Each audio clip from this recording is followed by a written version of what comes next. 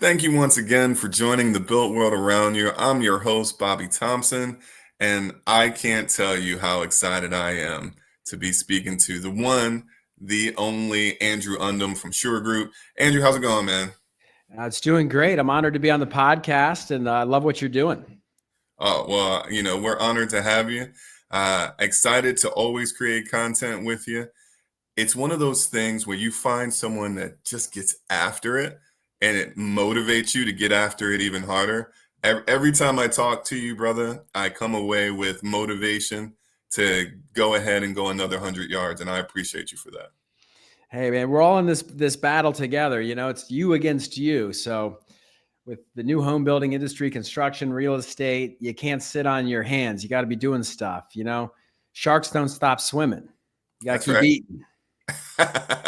I love it. I love it. And with that being said, because, you and I have known each other for a couple of years now, do an introduction. Who are you and what do you do?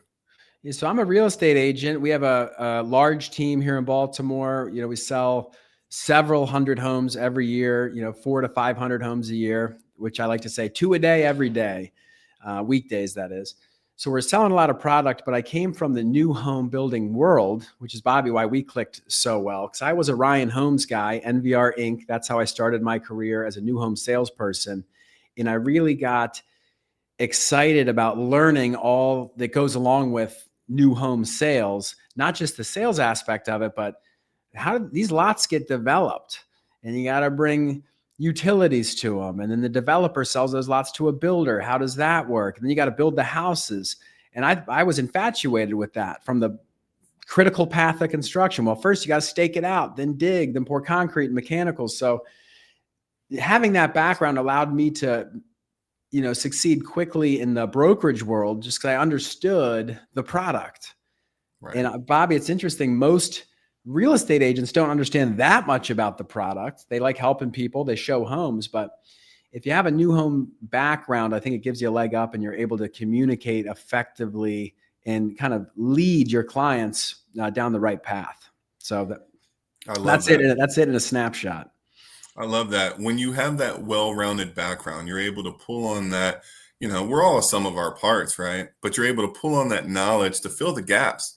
And it's Yes. one of those things, I think when we talk about folks buying the most emotionally charged investment of their life, sometimes the most expensive investment of their life, right, is a home, there's a lot that goes into that. And there are going to be gaps between what they know or assume and what they actually know.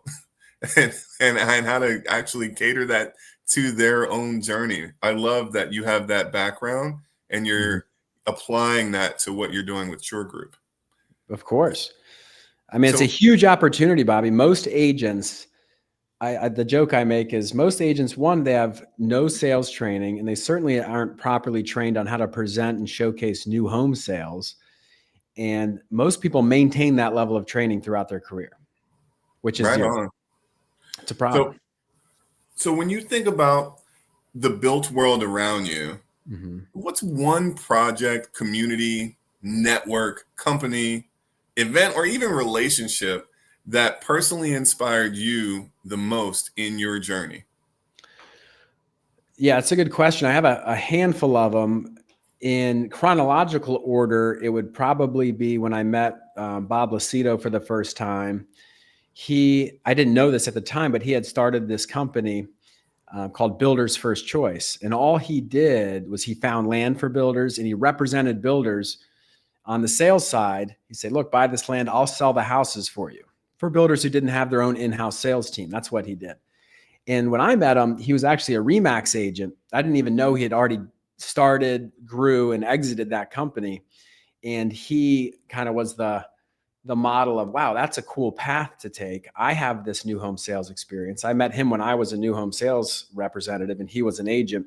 So he kind of gave me the path and the confidence and the model of, whoa, I could just do that. So that was a key relationship. And of course, the 3 years I spent at NVR doing all the training, working in the model home, watching the homes be built, the pre-construction meetings, all that was big. But as of late, I do a lot of business with Lennar, which is, one of the nation's largest home builders. And it's just interesting to see every builder operates a little differently, even if they're national, regional. And I've had a lot of success with them recently in Ocean City, where I'm listing a lot of their product. I'm working closely with their sales team, and we're all working together for the same goal, which is we want to sell all these units, at good prices, protect the homeowners who have bought there. That's right. And it's, look, in our business, your job is to help solve problems. If you can't solve a problem, you're not necessary in this equation. So I'm always just trying to find ways, how can I help other people accomplish their goals? Because if you help other people get what they want, you'll always get what you want. And I feel like, and Bobby, we've spoke about this, I've always been doing new home stuff. I've worked with pretty much every national builder. I've listed a ton of stuff for D.R. Horton, Lennar, Beazer, Pulte, a lot of the regional builders that don't have the big national names. But it's so much, there's so much out there that it's too much for even one person or a small team to do. So I'm in the process of building out a kind of a division within our company where that's all we focus on. Right on. And the big players have done that. Lucido's done that. Northrop's done that. And I think if you have the background and you know how to solve problems and you can put systems and frameworks and accountability around it, you can help these people. And I really believe we can help the builders. So I'm excited to bring that to the market here shortly, probably with your help, Bobby. Well, look, I'm looking forward to it. And you beat me to the punch. I was going to ask you, what are you working on right now that you're excited about? It sounds like this new expansion of Sure Group. Well, look, we're always working on things. Like every business owner knows, you wear a lot of hats and you're always trying to solve the biggest problems first. But I'm actually at a point now where we need more salespeople, because I have a great problem, but it's still a problem, but it's a great problem. And I'm happy I have it, which is we have so much opportunity. We have so many inbound inquiries coming in. We're great partners with Zillow, and we have a lot of lead gen, and we have a great system. We can sell, 500, 600, 700 homes a year. We have the infrastructure for it, but we need people who want to be professional salespeople. That's right. And so we're always looking for that, working on the builder thing. The mortgage space is very exciting right now. I have amazing partners in that space. Rates are at 3-year lows. We're recording this just before Q4 2025. So that's a big opportunity. But Bobby, we're all just working on ourselves to be as good as we can be so we can live up to our potential. Because everybody knows, hey, are you really giving it your all? Are you really that focused? Is your routine dialed in? Are you knocking down the most important needle moving tasks every day? And if we're honest with ourselves, yeah, sometimes you're good and sometimes you're not. So I'm more so working on myself in the leadership component, because you can only do so much by yourself. I love that. I could be a great agent by myself, but it's not compelling. Right. And it's not going to challenge you either. Right. And so without any discomfort, there is no growth. Right. So let's kind of talk through that, because you hit on some nuggets there, right? That if you're not doing the things that your future self would do, right, how are you going to get to those goals that you want your future self to be? If you're not doing the behaviors, right, that are going to represent what that looks like. So you had mentioned problem solving as a skill set a couple of times. Why is that important? Why are strong problem solving skill sets important in today's world? And how does somebody even go about developing those skills? That's a good question. Before I answer it, you mentioned the behavior. It's a key word. Everybody's interested. Very few people are committed. And only committed people make goals. Most people don't even have goals. Most people aim at nothing and hit it with amazing accuracy. They don't even know where they're going. They're a ship without a rudder. Oh, hopefully I make money. I do, I don't, whatever. So everyone's interested in success, whatever that looks like for you, making money, achieving something. But very few are committed over here. This is exactly what I want to do. This is why I want to do it. I know who I am, what price I'm willing to pay, what I'm committed to. And the only way to close the gap from interested to committed is through your behavior, what you do every day. So I know what your priorities are. It's what you do every day. It's not what you say there are, because everyone can say what their priorities are, but they're not doing it every day. So your priority is simply what you're doing every day. Those are your priorities. I love it. But how problem solving, look, everyone knows the only products that work, the only services that work are serving the public, the consumers. That's called a value exchange. Price is what you pay, value is what you get. People only pay for things they want or that solves a problem. So we have to understand that. Where I think in our industry, new home building, real estate at large, is most people haven't taken the time to really ask their potential clients, what do they want, and really understand it at a deep level. Because everyone's got different problems at different times. Every community has different issues. Some communities, new home communities, their problem is, man, they're selling these homes too fast. They have to slow it down. They can't deliver 15 townhomes a month, but they don't want to lose demand. The builder developer relationship is such where they can only take down 6 lots, but they want to take down 50. And so that's or what we always think the problem is, oh, they just can't sell them fast enough. Not always the case. So you can't solve a problem unless you know what it is. That's right. It's like, the first step of solving any problem is to, ask the right question. I'm butchering the quote, but it's like, you have to admit you have a problem before you start working on it. We need to be good at asking questions and really uncovering what the problem is. And then being honest with yourself is, can you actually help solve that? Because if you can't, you're wasting everyone's time. And I think that exploration, right? You have to have that honest conversation on, do you have what it takes to get that to a solution? But what are your thoughts on saying yes and figuring it out? Because there's an entrepreneurial spirit that everyone will tell you, if within reason, you're going to make a go of it. If you have that grit, that failure is not an option mindset, and you say, hey, I can figure this out. I need to connect with the people who are doing it, figure out what it is that they know are the steps that they took to get to where they are, and then fervently get after those steps to sharpen your own skill sets up to speed to accomplish what you're trying to accomplish. Well, Bob, that's a good question. That's a slippery slope, because you want to say yes. You want to be the guy who believes in himself or herself. You want to take on opportunity, but you better make sure you can deliver on your promise, because they call it small to more for a reason. We're here in Baltimore, but I'm sure every marketplace is like this. If you don't deliver, if you're the guy who says things and doesn't deliver on them, problem.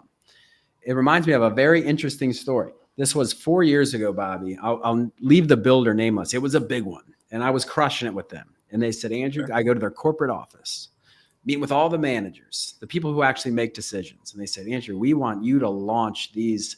Every new community, we want you to launch it. Okay, how many do you have? 36. Where are they? Well, some are on the Eastern Shore, some are in Southern Maryland, some are out in Frederick, some are up in Cecil County, right? The whole map. Right. Where I kind of service a 15-mile radius around Baltimore. Harford County, Baltimore County, Carroll, Howard, Anne Arundel, and of course the city. And I smartly at the time said, I can't do that, because I knew I didn't have the bandwidth and the resources to deliver at the level of which I could deliver in my core market, maybe 3, 4, 5 at a time, but 30 at a time. Right. So I told him no. Now, looking back, I wish I would have tried to figure that out harder, hired some more people. But you know what that did? They trust me even more now, because I'm not going to say I can do it if I can't do it. Nah, that was 4 years ago. Advice. That's sage advice, brother. Yeah. So, and now they trust me. When I say I'm going to do it, I'm going to do it. Don't have to worry about it. If I say I'm going to do it, I'm going to do it. And if I say I can't, I can't. You actually build more trust that way than everyone likes the hustler. They know you want to work hard, but never overextend. Because that's how most businesses go out of business. Not because they can't make any money. They don't know how to handle getting busy. That's right. And once they lack the support. Quality of service goes down, and then you get a reputation. Someone has a bad experience with you, they tell 17 people. They have a good experience, maybe they tell 1. You better not suck shit, because you'll be found out. That's right. So tell me about this then. How does one know what they don't know? How do you find out what your limits are? If you never try, you never push envelopes, how would you find your limitations? We got to trust your gut. Mm-hmm. And your gut is a powerful thing, that instinct that you have. It's almost like thin slicing that Malcolm Gladwell talked about in his book. you are scary accurate in a snap judgment on making decisions. So there's no formula for it. Maybe you could pull it off. Maybe you wouldn't. Who knows? You have to take chances. You have to take risk. Everything's a risk. That's right. You know, no one's getting out of here alive. The minute you got born, it got risky. Right. But you have to take calculated risks. And what's more important than any outcome is protecting a relationship with somebody you're going to see again. So I would never do something where I thought I'd jeopardize my relationship, particularly in our world, Bobby, with, you know, these people are moving thousands and thousands of homes. There'll be other opportunities. So I don't know how to exactly answer it. You just gotta, it's intuition for me. And you have to take time to think. Because what I used to do, you say yes to everything, say yes. And that's good for, you know, a large chunk of opportunities. But you also have to make sure that, can you put your name on this and be proud of it Right. when it's done? And if you don't think you can, maybe you just say, hey, right now is not the optimal time, but you still try to help them. When I've said no to opportunities, I've hooked up other people. Here, you should call this person. You should call this person. I'm giving my competition business because it's not about me. I want to help the Move that forward. Relationship. Yeah. I want to be an asset, a resource for people. So what is the secret? Is there, you know, the secret sauce? What's the secret to building strong relationships, you know, at work, in our industry, with clients, with customers? Well, you have to be really good at what you do, and you have to be unconsciously competent. Meaning there's this quadrant. Some people are unconsciously incompetent. That's where we all start. We don't even know what we don't know. I don't even know I'm bad. Scary place to be. Right. And then you go, oh, you move to, now I'm consciously incompetent. Well, now I know I don't know. Way better place to be. Now you're not going to get into trouble. You're not going to take opportunities you can't provide good service in. Right. Then finally you become consciously competent. Okay, I know I can be good at this. I got to work hard. I got to think about it. But you have to find whatever role you're in. You have to be, I don't even have to think about this. I know how to execute it. You throw me anywhere in any situation when it's in my niche, my specialty, what I'm trying to offer the marketplace, I'm good. And you don't have to be good at everything. Like, look, we're good at helping people turn real estate assets into cash. It's liquidating property. That's right. And we're good at helping buyers when acquiring real property, getting themselves in a good position. And there's a whole bunch of things that go along with that, which is real estate stuff. And that's where I live. I don't do things I'm not good at. But a big part of that is, well, I can help new home builders because they not only create the product, they sell the product. And if marketing is important to them, we can help them get more eyeballs. We can help them do better things on the third-party portals. You want to show up properly on Redfin, Zillow, Trulia, Homes.com. I have solutions for that. We can increase traffic to your community. We can create compelling content based on their unique selling proposition. And every community's got a different one because they're in a different area, different product, different buyer profile demographic. So we just stay in that space. A long-winded way of saying you better know what you're talking about, or else you're just going to find people are going to find out you're mediocre. That's where a lot of my competition lives, Bobby. They don't work on their sales skills. They don't work on the value they're bringing to the marketplace. They're just dying to get a warm body to talk to. It would be like opening a restaurant saying, man, I know our service sucks. The restaurant's not that clean. Menu's weak, but let's just make sure everybody knows about it. Forget about the service. Let's try to get as many clients in here as we can. Great way to go out of business because all you're doing is letting everybody know that you're not that good. You got to be good first. That's an internal game. No, I love that. So if you had to start over tomorrow, right, taking everything that we're talking about today, if you had to start over tomorrow with no resources or connections, what's the first step that you take? As what, a real estate agent? Yeah, you're trying to get right back to where you are right now. What would be the first step that you're taking? You're running your top 1% in the nation in sales. You're crushing it. You are seen as a resource by many, myself included, as a resource for anything that needs to happen when it comes to property, moving it, selling it, connecting the dots. You are that guy. If you had to start all over tomorrow, and this is going to speak to those folks listening that are probably in the same spot. They're at step one. What's that first step?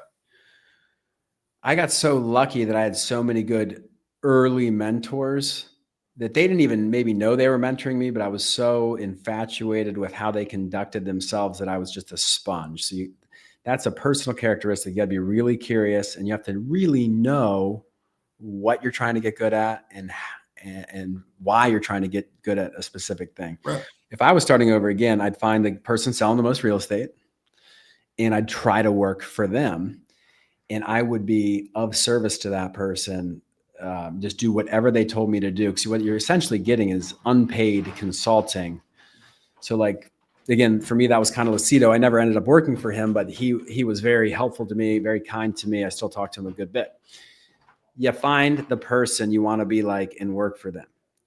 Now, two things happened to me, Bobby. One is I got lucky. I found my way into a new home sales career. Right. That was helpful. And two, probably more importantly, is I got into a sales consulting company by happenstance. On my days off at the builder, I worked for a sales consulting company because these guys liked me. I liked them. I'll save the long story for another time. But my days off, I was going and learning from kind of B2B complex sales environment. These guys are selling big business to business transactions. Like one of them was this guy was selling 900 widgets to the Pentagon. How does that sale work? Well, you got to deal with 15 different people and who's the decision maker and what's the budget and what's their pain point, what's their timeline. Selling real estate's kind of easy. Someone wants to move. Can you help them? Yeah. So I learned that. So really understanding what sales is was so critical to my growth because I knew, man, that's a good skill to have. That's called a high income skill. Look, doctors have, if you want to cut people open for a living as a surgeon, that's a high income skill. And there's a bunch of like really knowing the ins and outs of accounting. If you want to be a CPA, high income skill. But for me, it was that sales skill, which is simply this. It's getting somebody intellectually engaged in an end result that's good for them, and then getting them emotionally committed to take action to achieve that result. That's a powerful definition. Can you get someone intellectually engaged? Which means you can't be a dummy. That's okay. We got to think about that. I need to get someone intellectually engaged on a future result that's good for them.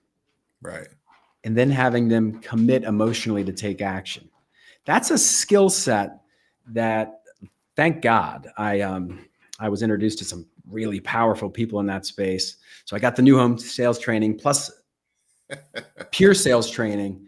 Right. And then I was able to leverage that into kind of doing it my way when I'm helping buyers and sellers.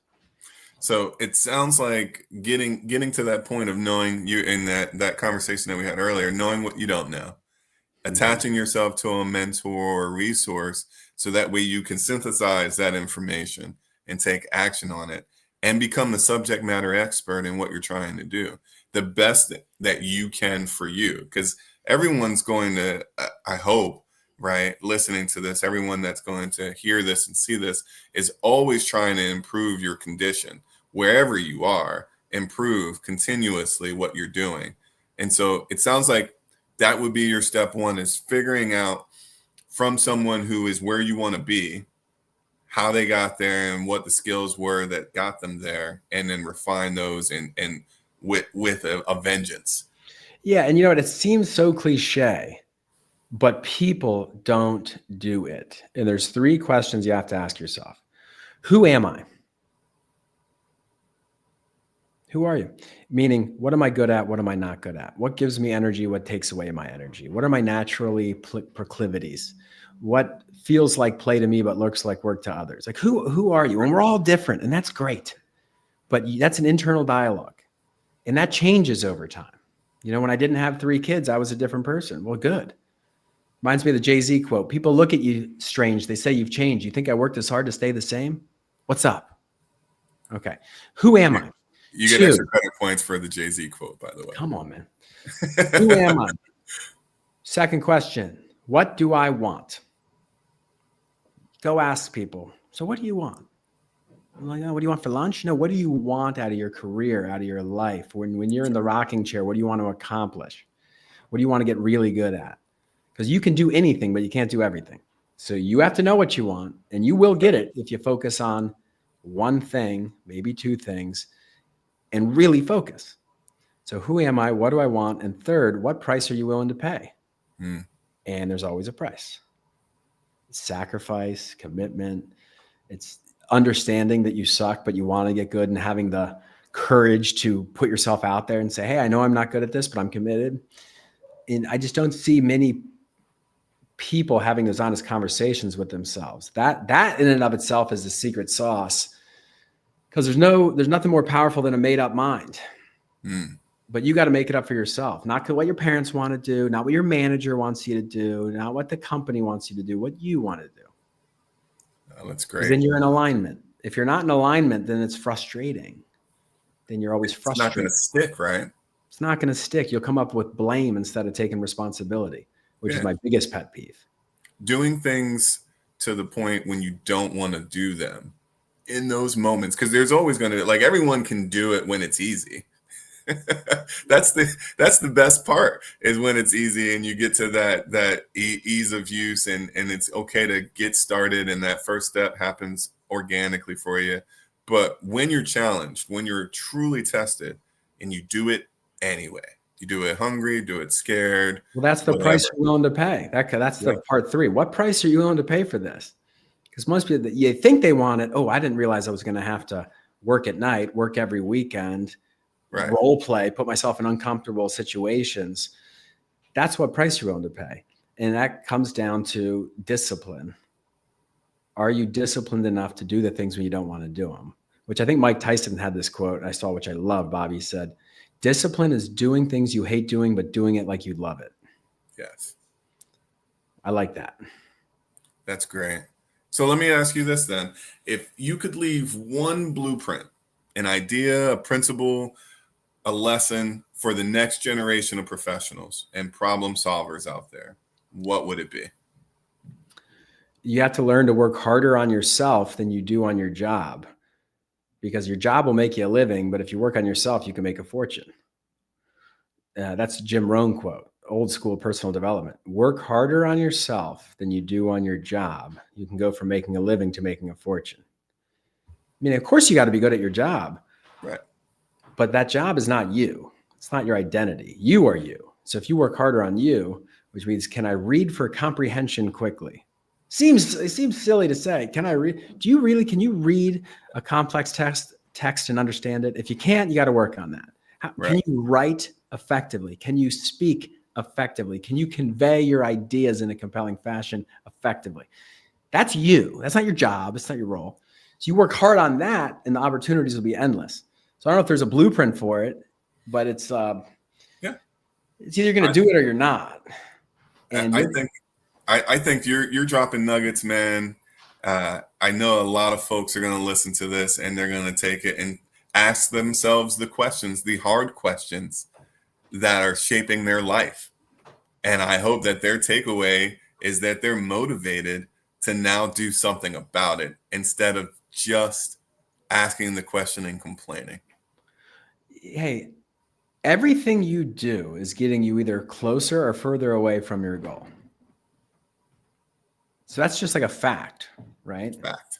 Yes. So if you know where you're going and you know you're doing or not doing the behaviors, it's just constant course correction. You just got to stay on that path and you're going to be fine. But most people drift.